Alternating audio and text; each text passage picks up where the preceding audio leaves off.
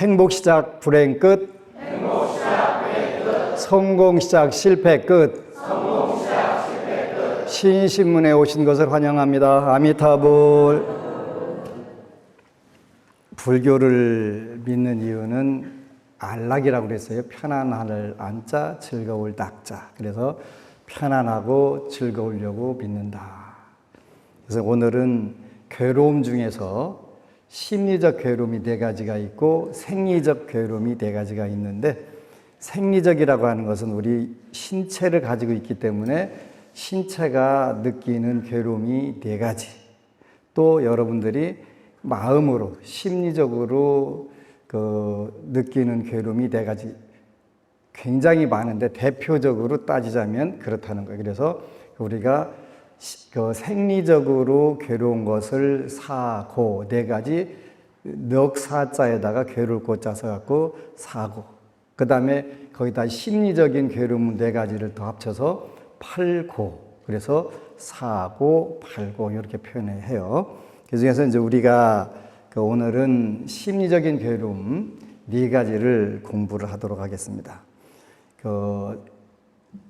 우리가 몸을 가지고 있으면 태어나서 늙고 병들고 죽어가는 생로병사, 요 4가지를 거쳐야 되니까 당연히 괴로운데, 그 생로병사도 피할 수 없을 뿐만 아니라 요 심리적인 것도 피하지 못하는 거예요. 그래서 심리적인 것 중에 첫 번째가 원증, 회고, 이렇게 표현해요. 이렇게 원망하고 증오하는 그런 사람들을 원증, 회고, 만나야 되는 거. 만나는 것뿐만 아니라 더 괴로운 거는 같이 사는 거. 괴롭지요. 그래서 미워하나 같이 있는 고통. 이게 이제 심리적으로 첫 번째, 사고팔고에서는 5번째 괴로움이 되는 거예요. 미워하나 같이 있는 고통이 어떤 것인가 살펴보자. 미워하나 같이 있는 고통. 사람들은 재산을 원수와 적에 뺏길까 걱정해서 낮에 지키고 밤에도 순찰을 돈다. 대부분의 사람들이 가족을 먹여 살리려고 평생 바삐 살며 시간을 보내지만 결과적으로는 다 소용없다. 전 재산이 생각지도 못하게 원수의 손에 넘어가기도 한다. 낮에 강도떼가 서슴없이 훔쳐가고 밤에는 도둑이 몰래 훔쳐간다. 짐승들, 맹수가 갑자기 와서 멋대로 망치고 엉망을 만든다. 즉 아무리 부유해도 재산을 모으고 지키고 불릴 때 끝없는 고통을 피할 수 없다. 그래서 이제 보호주 용수 보살은 이렇게 말씀하셨다. 재산을 쌓고 지키고 불리는 것이 모두 고통이니 재산이 끝없는 화의 근원임을 알아야 한다. 밀라레파 존자는 이렇게 말했다. 처음에 재산이 생기면 기뻐하고 남들도 부러워한다. 그러나 재산이 아무리 많아도 만족을 모른다. 중간에는 인색함에 사로잡혀 좋은 일에 쓰지 않으니 마에 잡히는 근원이 되며 자기가 쌓아도 쓰기는 남이 쓴다. 마지막으로 재산은 생명을 빼앗는 마군이니 적의 재산을 탐해서 괴로워하게 만든다. 나는 윤회의 미끼를 끊어내고 마군의 재산을 추구하지 않는다. 그래서 우리가 이제 재산에 대한, 재물에 대한 부분들을 잘 정리를 할 필요가 있어요. 제가 늘 여러분들에게 말씀하시는데, 백미공양을 부처님께 올리는데 이 백미를 다음 생으로 옮겨갈 수 있는 방법이 있을까 없을까 고민을 해봐야 돼요. 그런데 그 창고에다가 쌓아놓고는 절대로 다음 생으로 가져갈 수가 없다. 그 전에 그 벌레가 생기고 묵은 쌀이 되고 상하게 돼버리니까. 그런데 그를 불전에 올리고 또 그 쌀이 필요한 이웃들에게 나눠주게 되면 그 공덕으로 변하게 돼서 다음 생으로 옮겨갈 수가 있다. 그래서 우리가 공덕을 짓고 복을 줘야 될 이유가 거기에 있는 거예요. 미워하면서도 같이 산다는 것을 어느 법부님이 물었어요. 부부간에 왼수가 만나는 경우가 있을까요? 해서 있어요. 부부간에는 대차 관계를 통해서 만나는 경우들이 많아서 여러분들이 정말 조심해야 돼요. 얼마 전에는 어느 법우님이 평소에는 남편이 그렇게 착하고 순하고 잘해주는데 술만 드시면 그냥 왜 그런지를 모르고 그냥 무조건 두들겨 팬다는 거예요. 아무런 말도 그냥 와서 두들겨 패는 거예요. 그 참 어떻게 해볼 방법이 없는 거예요. 그랬냐고 그랬더니 그랬다는 거예요.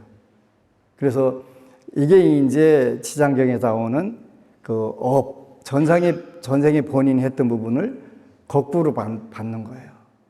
그래서 우리가 행동하는 거, 말하는 거, 생각하는 것을 조심해야 될 필요가 있어요. 그리고 여러분들이 혹시 술을 마시게 되면 평소에 안 하는 짓들이 많이 나올 수가 있어요.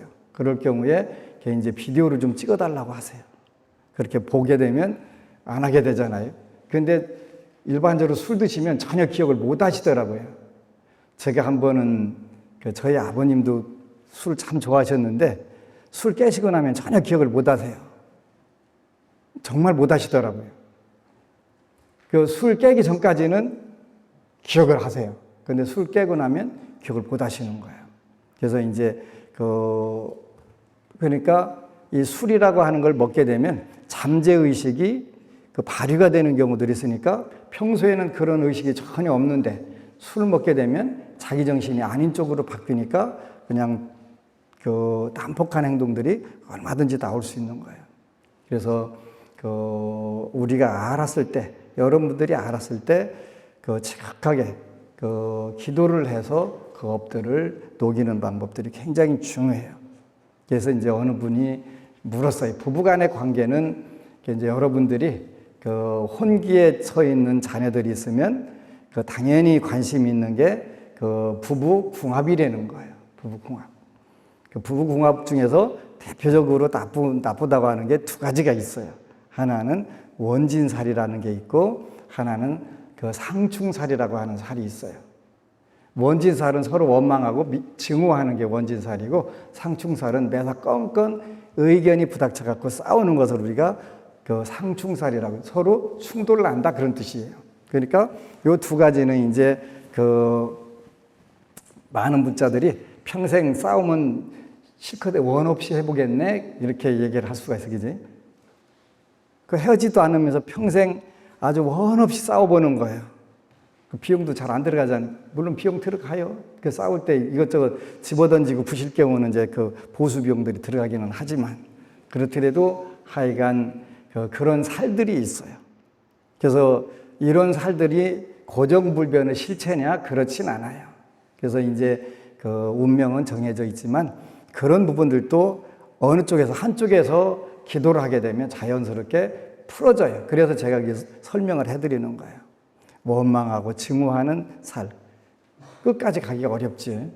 대부분 끝까지 못 가요. 상충살은 끝까지 가면서 서로 심리적으로 괴로움을 주기 위해서 어떻게 하면 더 효과적으로 복장을 뒤집을까. 안 볼 때는 괜찮은데 딱 보면 그게 딱 심리가 틀어져 버리는 거예요. 그래서 이게 원증회고, 원망하고 증오하는 사이에 만나가지고 같이 있어야 되는 괴로움이지. 이거를 누가 짓고 누가 받느냐? 얼마 전에 어느 법우님이 와서 본인은 오랫동안 타 종교를, 서양 종교를 믿었대요. 그런데 참 편하고 좋더라는 거예요. 왜냐하면 내가 어떤 업을 짓든 간에 대신 받아주는 분이 있다는 거예요. 그런데 나이가 들어가면서 대신 받아줄 수가 없다는 생각이 어느 순간부터 들더라는 거예요. 그지? 내가 짓는 건 내가 받지 누가 대신 받을 길이 없더라는 거예요. 그래서 아주 현명한 선택을 해가지고 불교에 귀하게 됐다고 하더라고요. 그냥 아주 어렸을 때는 누군가가 내 대신 받아준다고 하면 기분 좋지. 나쁜 것만. 그런데 내 대신 누군가 받아줄 수 있다면 내가 지은 복도 다른 신이 뺏어갈 수 있다는 뜻이 되는 거예요. 내 악업만 뺏어가는 게 대신 받을 수 있는 게 아니라 내가 질 수 있는 복도, 복업도 중간에서 마음대로 주무를 수 있다는 뜻이에요. 그런데 불교에서는 그걸 인정하지 않아요. 그러니까 어느 정도 철이 들다 보니까 아하, 세상은 내가 짓고 내가 받는 거다. 그런데 내가 진 것을 모르는 데 문제가 있는 거예요. 그런 문제가 있는 거예요. 어제는 그 몇 달 전에 오셨던 거사님이 오셨어요. 서울시에서 34년 동안 공무원으로 정년퇴직을 하셨대요. 근데 본인은 금생에 불사도 몇 곳에 가가지고 불전도 되고 기와도 하고 이렇게 해갖고 복을 많이 지어서 다음 생 더 질 게 없다고 그러더라고요.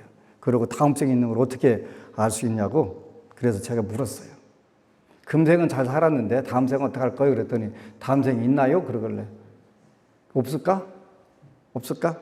내일은 있는 줄 알지. 내일 있지. 그랬더니 있다는 거예요. 내일이 있으면 다음 생도 있어. 그 금생에 잘 살았으니까 다음 생도 잘 살고 싶으면 지금부터 열심히 지장경 읽고 공부해요. 근데 3개월 동안 지장경을 2번이나 읽었더라고요. 3번째 읽고 있대요. 근데 3번을 읽었어도 3번째 읽는데 지금은 하나씩 글로 써봐가면서 이렇게 공부를 한다는 거예요. 그런데 모르는 게 너무 많다는 거예요. 첫 번째부터 딱 맥혔다는 거예요. 나는 이렇게 들었다. 거기서 나는 누굴까요? 그걸 묻는 거예요. 제가 CD를 안 준 거예요. CD를 들었어야 되는데. 그냥 그래서 이제 어제 CD랑 챙겨드려가면서 이거 다시 들으라고. 근데 제가 어제 굉장히 기뻤어요. 그 거사님 만나게. 왜 기뻤냐면 나는 이렇게 들었다가 무슨 뜻이냐고 묻는 분이 제 한갑자 사는 동안에 처음 있었어요. 제가 금생에 와서 3번 정말 멋진 질문을 받았는데 하나는 18살짜리가 지장경을 읽고 우울증이 아주 심하게 걸렸던 여학생이었는데 지장경을 몇 번 읽더니 지옥의 염라대왕하고 옥졸들은 무슨 권리로 죄인들을 벌을 주나요? 이 질문을 한 친구예요. 18살짜리가. 두 번째 질문은 평생을 대한민국에서 최고 하이 클래스에서 평생을 살은 79살 되신 분이 금생에 내가 누린 5가지 복을 다음 생에도 가져갈 수 있는 방법이 있나요? 이걸 물으신 분이에요. 세 번째가 어제 바로 나는 이렇게 들었다 해서 나는 누구고 이렇게 들었다는 뭘 말하냐 이걸 묻는 거예요. 굉장히 쉬운 거고 단순한 것 같은데 그 질문을 까면 하는 게 아니에요. 그 얘기했더니 꼭 방송해달라고 해서 제가 오늘 방송해 주는 거예요. 본인이 그 질문했다고. 그래서 나는 이렇게 들었다는 나는 안 한 존재고 이렇게는 어떤 걸 말하느냐. 그래서 이 뒤서부터 나오는 모든 내용 13부까지 내용 그러지 그 내용. 근데 본인이 하나씩 적어가면 3번째 읽는데 그거를 체크를 해보니까 너무 모르는 게 이제 나와가지고 너무 답답하다는 거예요. 그러다 보니까 불교를 제대로 할 수 있는 기초교리 서적도 좀 알려달라고 쭉 알려달라고 그래서 정말 기뻤어요.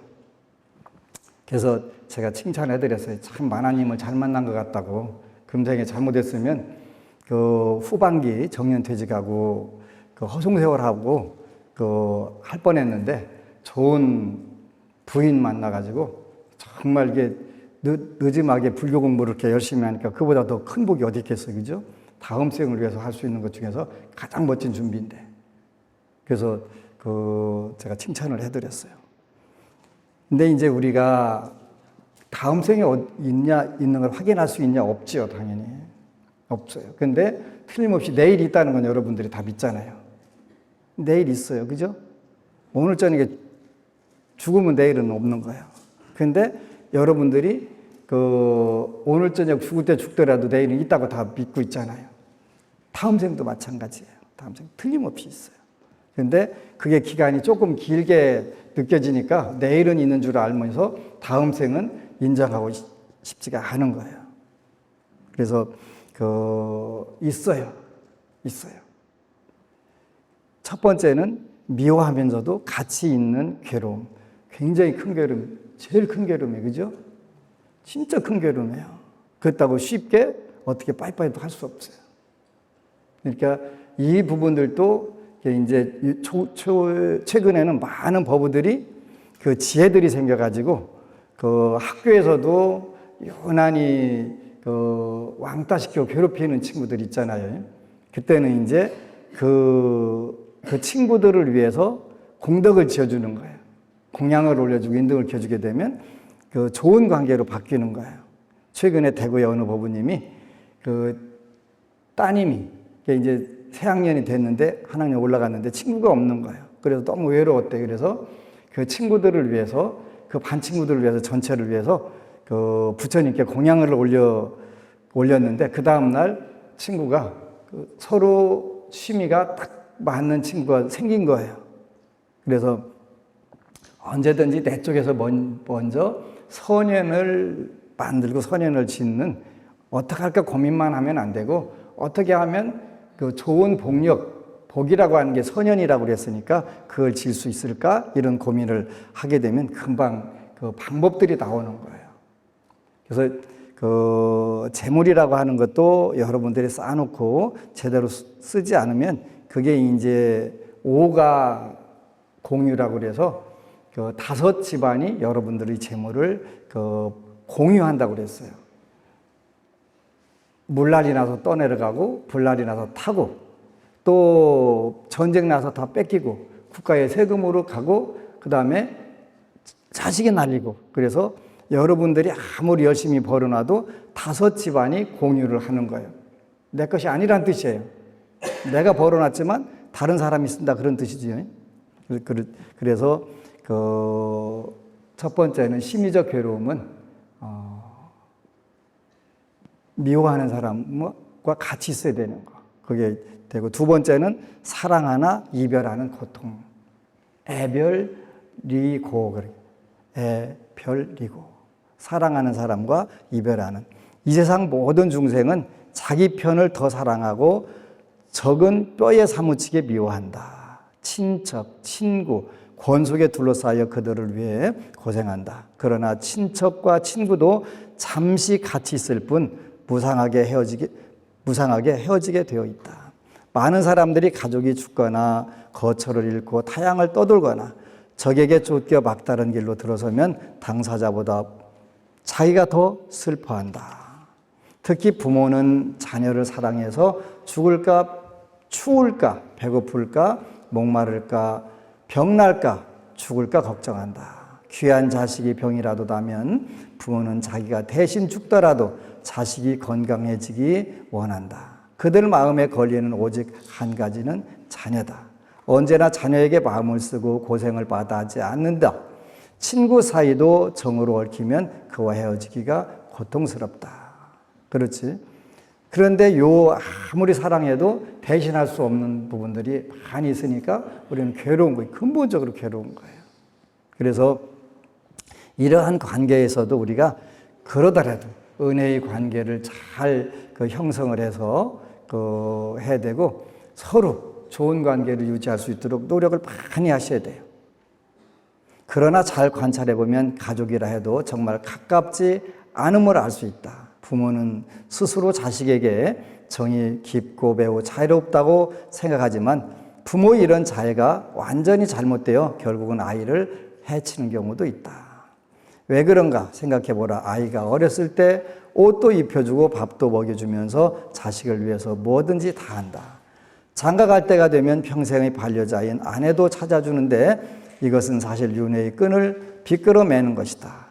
또 부모는 아이에게 적을 꺾고 친구를 도와주고 부자가 되는 등 악업을 짓는 방법도 알려준다. 그래서 자녀들이 결국 악도의 심연에서 해탈하지 못하니 이보다 더 큰 해가 없다. 사랑하는 사이도 결국 헤어져야 되는데 근본적으로 선연이 되는 방법이 뭘까? 그래서 이제 또 며칠 전에 어느 법부님이 그 나이가 48이나 됐는데 아직 결혼을 안 했어요. 근데 그 부모님들은 뭐라고 하냐면 눈을 못 감는데, 왜 그랬더니 자녀를 결혼을 안 시켜서 할 일을 다 안 해서 그렇다는 거예요. 그래서 그러지 말고 출가시키세요. 출가는 2가지가 있는데 시집가는 출가도 있고 머리 깎고 부처님 전에 들어가는 출가도 있습니다. 근데 그 출가가 훨씬 더 좋습니다. 근데 결혼을 안 해야 되는 그런 사주들이 있어요. 안 해야 되는 사주도 있고 못하는 사주도 있어요. 안 하는 거 못하는 거 별 차이 없이 안 하는 거 똑같은 건데 그런 차이가 있는데, 그런 분들을 어거지로 밀어넣으면 안 돼요. 안 돼요. 그렇게 그 복이 있는 분들은 그냥 안 하거나 못 하거나 둘 중에로 혼자 사는 경우들도 많이 있어요. 무슨 뜻이냐면 결혼했으면 사별한다 이렇게 딱 나오는 경우들이 있어요. 사별하는 상처는 굉장히 크잖아요. 커요. 그래서 우리가 그런 부분들을 알면 그냥 원래는 추가하는 게 좋은 거예요. 좋은 거. 얼마나 좋냐면 되게 좋은 거예요. 그래서 그 사랑하는 그 원수와 만나는 가치 있는 거, 사랑하는 이와 헤어지는 게 우리한테 엄청난 고통이 되는 거예요. 그죠? 엄청난 고통이 되는 거예요. 이거는 평생 아니면 세세생생 트라우마로 작용하는 경우들이 너무너무 많아요. 근데 우리가 이런 때에도 생사가 무상하다는 거, 이 심리적 괴로움이 무상하다는 것을 철저하게 우리가 공부할 필요가 있어요. 그래야 여러분들이 좋은 세계를 갈 수가 있어요. 어느 법우님이 질문을 했네요. 이런 경우 어떻게 해야 하나요? 이런 경우 어떻게 해야 하나요? 삼보에 귀합니다. 저는 지장기도를 시작한 이후 육식을 금하고 살생 또한 하지 않으며 계율을 지키려고 노력합니다. 그런데 오늘 난감한 일이 생겼습니다. 저는 그동안 해마다 꽃게철이 되면 식구들이 게장을 좋아해 산 꽃게를 구입해 게장을 담궜습니다. 저는 담기만 하지 먹지는 않습니다. 그러나 더 이상 살생을 안 하려고 올해는 게장을 안 담고 있었고 지장기도 회양 때는 제가 반찬을 위해 살생했던 모든 생명의 왕생극락을 기원했는데 오늘 지인이 산꽃게를 남편에게 선물했습니다. 꽃게를 본 남편이 게장을 담아달라고 하는데 어떻게 해야 할까요? 마냥 거부하면 남편과 불화가 일어날 테니 어쩔 수 없이 게장을 담가야 합니다. 저 불쌍한 목숨을 위해 제가 무엇을 어떻게 해야 할까요? 여러분들도 이제 앞으로 많이 겪는 그 일들 중에 하나가 되겠지. 근데 이 답은 제가 해주기가 참 힘들어요. 그 가정의 평화도 안 깨야 되고, 살생의 업도 안 져야 되고, 그래서 욕 관련해가지고 글을 쓴 분이 있어요. 기도의 힘 해가지고 사수생 엄마가 되어봐야 기도 맛을 알지요. 라고 하는 글이 2012년 4월 17일 날 그 법우님이 기도 꼭 성취라고 하는 법우님이 글을 썼어요. 내용은 아들은 사수, 딸은 재수, 도합 육수 해가지고 마지막으로 제가 보니까 아무리 봐도 합격이 안 나오는 거예요. 안 나와서 제가 한강에서 처음으로 2012년도에 방생을 했어요. 이분들 때문에 방생을 한 거예요. 그리고 사수생, 재수생이 원하는 대학을 다 입학을 했어요. 참고로 아들은 부산 해양대 해상운송과 거기 4년 장학생으로 그 과는 다 장학생이래요. 장학생이고 또 군대 문제까지 해결되는 그런 과에 사수만에 합격을 했고 딸은 고려대학교 경영학과를 합격을 했어요. 그 딸이 엄마 꿈에 제가 대학교 합격이 취소되어서 울고불고 난리가 났어요. 따님이 이제 꿈꾼 거예요. 오늘 아침 작은 아이의 말에 순간 가슴이 철렁하고 몇 초간 피가 멈춘 것 같았습니다. 지난 몇 년간들의 일들이 떠올라 몇 자 적어봅니다. 제가 불교를 처음 접하게 된 것은 2009년 큰아이가 재수를 시작할 때였습니다. 무작정 찾아간 절에서 수능 100일 기도를 접수하기에 등록하고 아르바이트도 관두고 기도에 올인했습니다. 북치고 금강경을 하는데 그저 어찌나 좋던지 뜻도 모른 채 하루 30번 이상 독경하고 절은 1000배씩 했지요. 자녀가 무섭기는 무서워요. 그죠? 그런데 수능 10일 전 마침 모의고사 성적도 잘 나와 주었기에 별 걱정 없이 관음 도량에서 3000배를 바치고 귀가할 때였습니다. 아침 배가 들어오는데 간장 게장용 개가 어찌나 싱싱하던지 망째로 사들고는 잘 샀다며 그날부터 집에서 맛있게 게장을 해 먹었지요. 3일 후 또 3,000배를 바치고 일부러 찾아가 게를 사왔지요. 이게 엄청난 죄란 걸 나중에야 알게 되었습니다.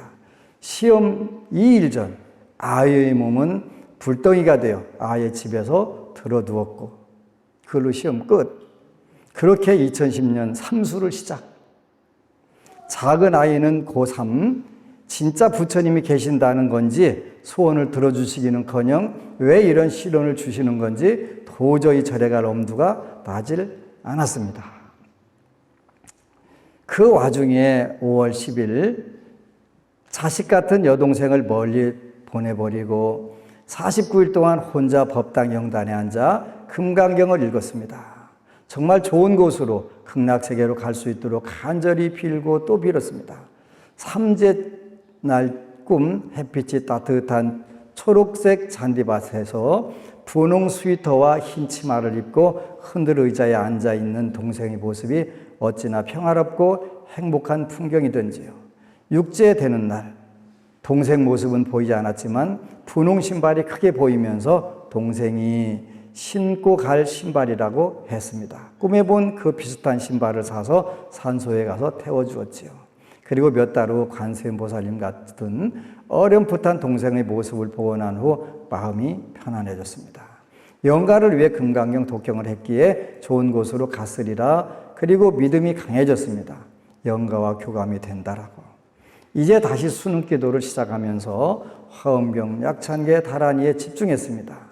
10월 말쯤에 꿈에 부처님께서 신중전을 향하지 말고 관세음 보문품을 하라 말씀하시는 선몽을 받고 잠자는 시간도 줄여가며 정말 열심히 기도했습니다. 정말 합격을 확신하며 원서를 넣었는데 큰아이는 원하는 대학에 또 갈 수가 없었습니다. 작은 아이 맞아 떨어지고 3점이 더 낮은 친구는 다른 대학에 합격한 사실을 알고 크게 깨달았습니다. 같은 점수라도 원서를 얼마나 잘 쓰느냐에 따라 학교 레벨이 달라진다는 것을. 2011년 큰아이 사수생, 작은아이 재수생. 엄마 제가 취직 빨리 할게요 라는 큰아들에게 괜찮아. 빨리 핀 꽃은 시들기만 기다리지만 넌 이제 꽃망울이니 그만큼 희망이 있지 않니? 라며 파이팅을 외쳤습니다. 우린 이렇게 또다시 익숙해져 버린 수험생의 일상을 살아갔습니다. 어느 날 사시 합격시킨 보살님이 작년 수능 후 주신 지장경이 문득 생각났습니다. 꼭 읽어보라던 말씀, 처음으로 지장경을 여동생 길에 맞추어 21일간 법당 영단에서 읽던 중 법안스님 법문을 TV로 잠깐 들었습니다. 관세음보살 연불로 스님께서 폐결핵을 완치시켰다는 내용에 마음이 아팠습니다. 진즉 스님을 만났더라면 여동생도 그렇게 허망하게 보내지 않았을 텐데 라는 죄책감에 인터넷으로 모든 법문을 들었습니다. 지장경이 초보자에게도 적합하고 가장 빠르다는 말씀에 귀가 번쩍 뜨여 날마다 따지고 밤이고 읽었습니다. 새벽 기도는 아주 엄두가 나질 않아 새벽에 기도할 수 있는 의지력을 갖게 해달라고 소원표에 적기만 했습니다. 6월 12일은 잊지 못할 날이지요. 처음으로 봉장암을 다녀온 후 용기가 나서 새벽 기도를 시작했습니다. 새벽엔 지장경 1독, 지장보살 연불 10,000번을 하고 낮에는 관음 기도를 열심히 했습니다. 이때부터는 정말 자면서도 기도를 하고 있었습니다. 그러던 중 8월쯤에 수시 원서를 써야 하기에 법안스님을 친견하려고 문의하였더니 2달을 기다려야 한다는 말을 들었습니다. 여기서 참고로 법안스님 저 말하는 거예요. 다행히 도반이 스님을 잘 알고 있어 금방 같이 갈 수 있게 되었습니다. 친견 이틀 전 꿈에 수많은 사람들이 기도하러 간다고 줄을 서 있었습니다. 저도 줄을 서서 기다리다가 망해든 참깨를 기도하러 가면서 무거우니 그 도반에게 받아달라고 줘버리고 깨어났습니다. 그때의 기분이란 무언가 예감이 좋았습니다. 올해는 드디어 이제 게장 안 담아 먹겠지. 스님께서 수시 원서 3개를 보여드리며 어느 과에 써야 합격하겠습니까? 했더니 두 아이 모두 수시는 세계대학 합격 카드가 안 나온다고 하셨습니다. 시장경 읽고 무슨 꿈을 꾸었느냐 물어보셨습니다. 뭔가 해결해야 할 꿈 같았던 며칠 전 꿈을 말씀드렸지요. 쭉 꿈을 많이 꿨대요. 그래가지고 이제 왜 안 되는지 다 설명을 해줬대요. 그리고 이제 좋은 꿈도 많이 꾸고요. 그 기도를 열심히 하고서 이제 지장경 기도를 하게 되면 꿈을 꾸는 경우들이 많지요.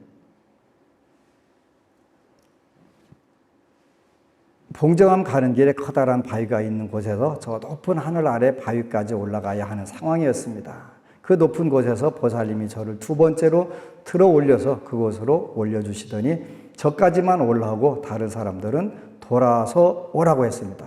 아, 분명 합격 꿈이다. 그런데 두 아이 중 누가 합격된다는 건지 왜 꼭 두 번째여야 하는지 답답하기만 했습니다. 수능 3일 전 새벽 지장보살 정근 후 잠깐 돌았는데 법안 스님께서 과일을 올리라 하십니다. 수박이 보였기에 서둘러 수박을 올렸습니다. 겨울에 수능 다음 날 새벽 기도 꿈에 서울법당 영단 오른쪽에 커다란 접시에 조상님을 위한 음식이 3단으로 차려져 있고 어떤 보살님이 커다란 목소리로 좋겠어요 라고 하셨습니다. 뒤에서 저를 감사하면서요. 꿈에서 깨워서 부러워한다는 걸 느꼈습니다. 수능 후 정말로 수시는 둘 다 안 되었습니다. 꿈에 스님께서 논산 안심정사에서 수험표 2장을 보내셨습니다. 사인을 하느라 좀 늦게 보내셨답니다. 수험 번호가 뚜렷하게 적혀 있는 꿈, 그럼 늦는다는 게 정시를 말씀하신 건가 싶었지요. 정시. 그래서 이제 정시로 다 합격을 했어요. 근데 여기 이제 꿈을 꾼 것 중에서 참개 부럭을 다른 사람들한테 맡긴 거. 살생업이에요, 살생업. 그지? 그래서 특히 수험생들이 있다면 그 생물 갖다가 집에서 함부로 드시는 거는 굉장히 조심하셔야 돼요. 굉장히 조심하셔야 돼요. 그리고 오히려 그 방생을 하시는 게 더 큰 도움이 돼요. 도움이. 그래서 아까 질문하신 법부님 질문에 제가 답을 해드리는 거예요. 그런데 이제 댓글이 여러 개 올라왔어요. 그죠? 댓글이 여러 개 올라왔는데 저도 댓글을 달아드렸어요. 이제 정말 지혜가 필요해. 그죠? 안 해주면 남편이 화나고 해주면 딸이 힘들고. 따님이 수험생이잖아요. 질문하신 분이. 이제 어떻게 할 건가 잘 고민해야 돼. 거기서부터 지혜예요, 지혜. 본인이 숙제예요. 그래서 복 짓기 어려움이고 업 짓기 쉬움입니다. 그래서 호생의 어려움이고 생명을 보호하는 게 어려운 것이고 그 살생하는 게 쉬운 것이다. 그래서 여러분들이 잘 고민 많이 하셔야 돼요. 이제 요 글을 질문한 법부님이 그 댓글에다가 스님, 지장경 부처님 말씀 중에 여자 남자를 차별하시는 것 같은 말씀이 있어 의아했었는데 이제 이해가 됩니다.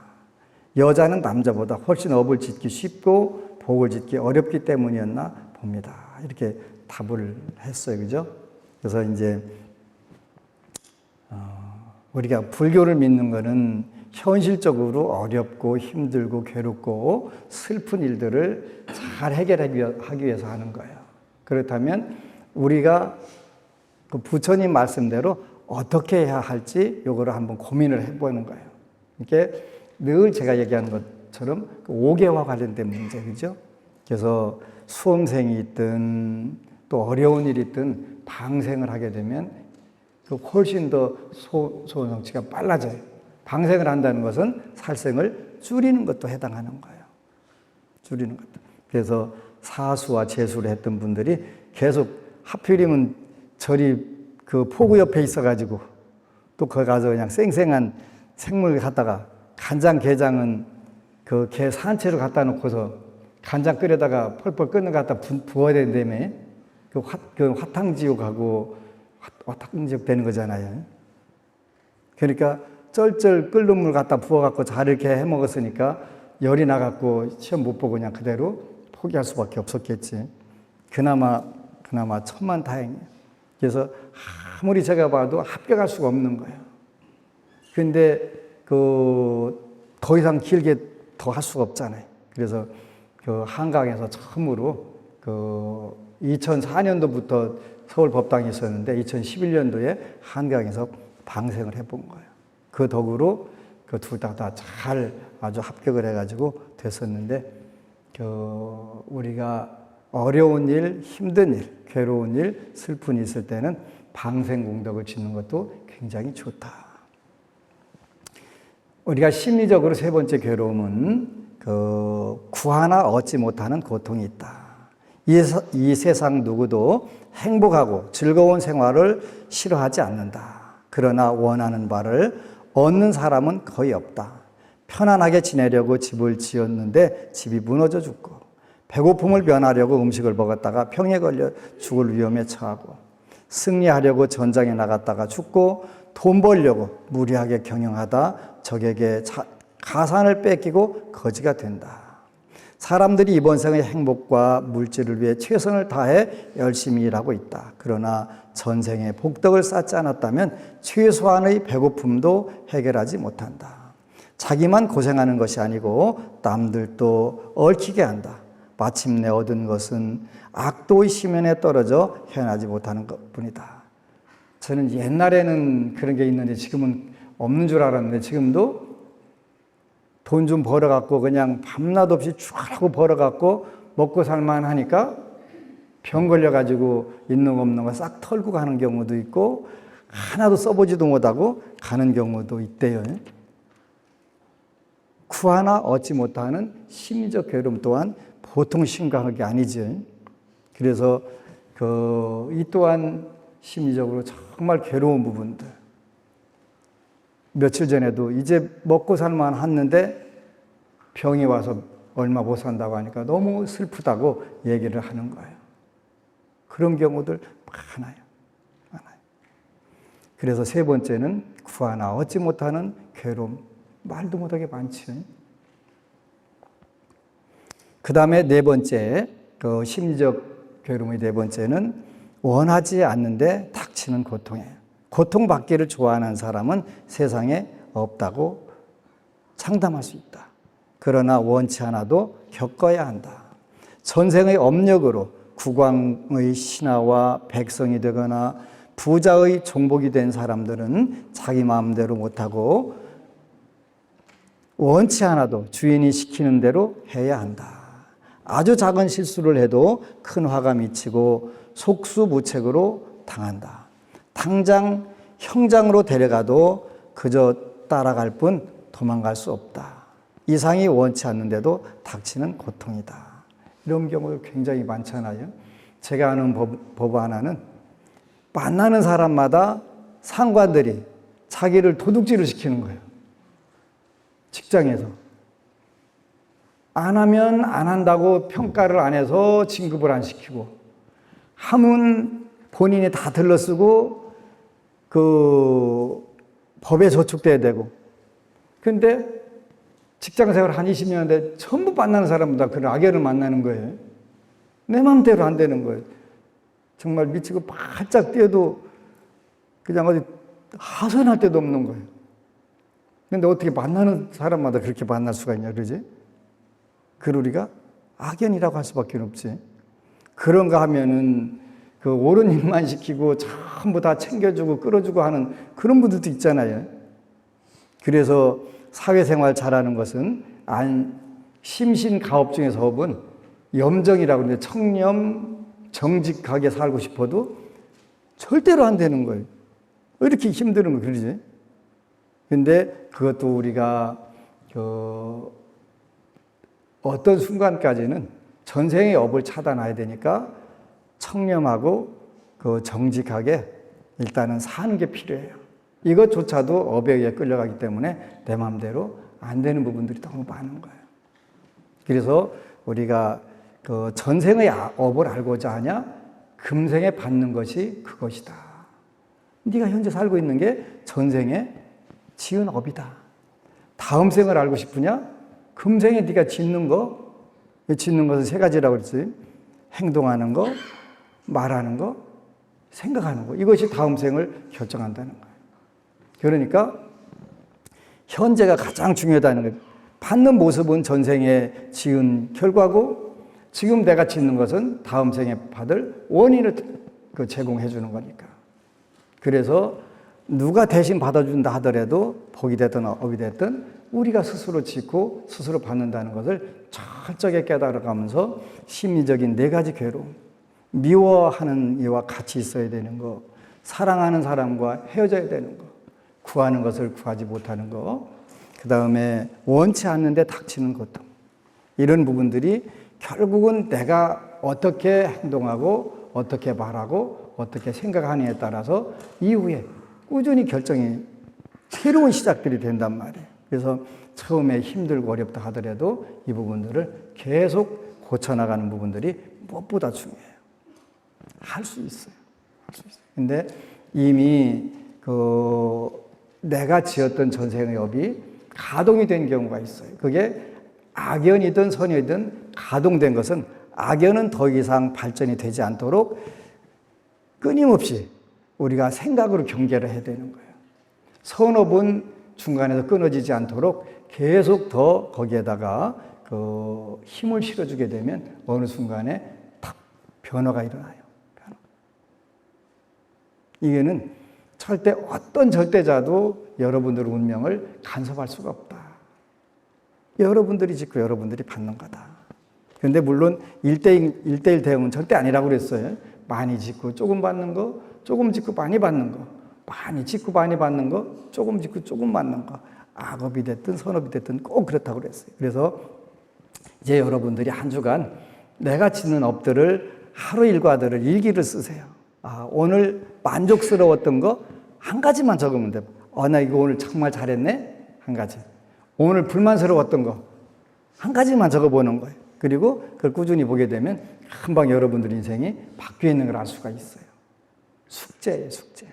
꼭 만족스러웠던 거 한 가지, 불만족스러웠던 거 한 가지씩을 적어보면 그 이제 카페에다가 적어도 돼요. 한 줄 글에다 적게 되면 본인이 쓰고서 다 점검을 할 수가 있잖아요. 꼭 그렇게 해서 여러분들이 금생에 선현들을 많이 짓는 불자, 그리고 세세생생 여러분들이 성불할 때까지